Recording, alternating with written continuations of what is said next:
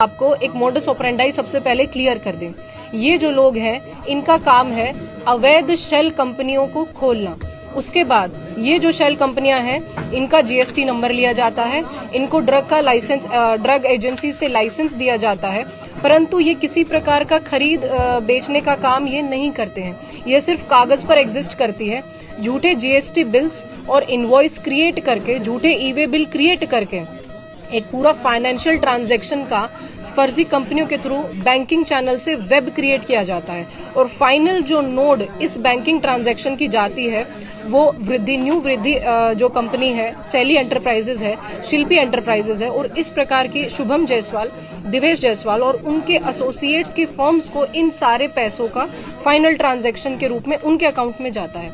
तो हमने जब पूछताछ करी, हमने 3 फर्जी कंपनियां रोहनिया में हमने निकाली, जिनका की है अल उकबा नाम है, एक का नाम है एसपी फार्मा, तीसरे का नाम है सिंह मेडिकोज। ऐसे ही सारनाथ में पैरेलल एक कंपनी है पीडी फार्मा। जो रोहनिया की कंपनियां उसमें करीबन 13 करोड़ का कैश डिपॉजिट किया गया और जो पीडी फार्मा है जो सारनाथ की कंपनी है उसमें करीबन 10 करोड़ का 6 से 7 करोड़ का कैश और 3 से 4 करोड़ का आरटीजीएस के माध्यम से ट्रांजैक्शन देखा गया। परंतु ये चारों ही कंपनियां शेल कंपनियां हैं। फिजिकल रूप से इनके पास कोई भी खरीद बेच का कोई भी सामान नहीं है, माल नहीं है, सिर्फ एक कमरे नुमा जगह पे टेबल और चेयर लगाते हैं। ये कंपनियां जो अवैध कफ सिरप है जो कि डाइवर्ट की जाती है बिहार में, वेस्ट बंगाल में, बांग्लादेश में, क्योंकि वहां पर 10 गुना इसका दाम है।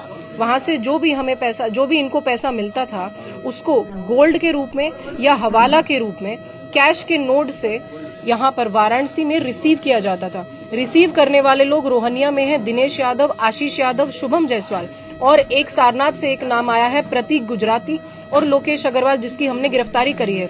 ये लोग इस सारे पैसे को इन शेल कंपनियों में जमा करते थे। उसके बाद 3 से 4 लेयर में 30 शेल कंपनियां हमें सारनाथ में मिली हैं, 35 शेल कंपनियां, और उतनी ही शेल कंपनियां हमने रोहनिया के केस में निकाली हैं जो कि फर्जी हैं, परंतु ट्रांजैक्शंस उनमें करोड़ों का हुआ है। और फाइनली ये जाके सप्त सागर की शुभम जायसवाल से रिलेटेड और उनके एसोसिएट से रिलेटेड फर्म्स को लाभ दे रही है। तो ये पूरी तस्करी का नेटवर्क था जिसको कि क्रिएट किया जा रहा था, जिसका हमने आज अनावरण किया। मैडम, जो स्वप्निल केसरी है उसका क्या रोल था? जो स्वप्निल केसरी हमें आदमी मिला है ये दिनेश यादव, आशीष यादव, जो लोग दिनेश फार्मास्यूटिकल के ओनर्स हैं, जिनका न्यू वृद्धि शुभम जायसवाल के घर के सामने है, घर है और दुकान भी है। ये लोग उनसे कैश लेके स्वप्निल को देते थे ताकि वो तीनों शेल कंपनियों में कैश को जमा करे। 13 करोड़ रुपया उनके द्वारा 1.5 साल के अंतर्गत ही जमा किया गया। ऐसे ही जो लोकेश है उनका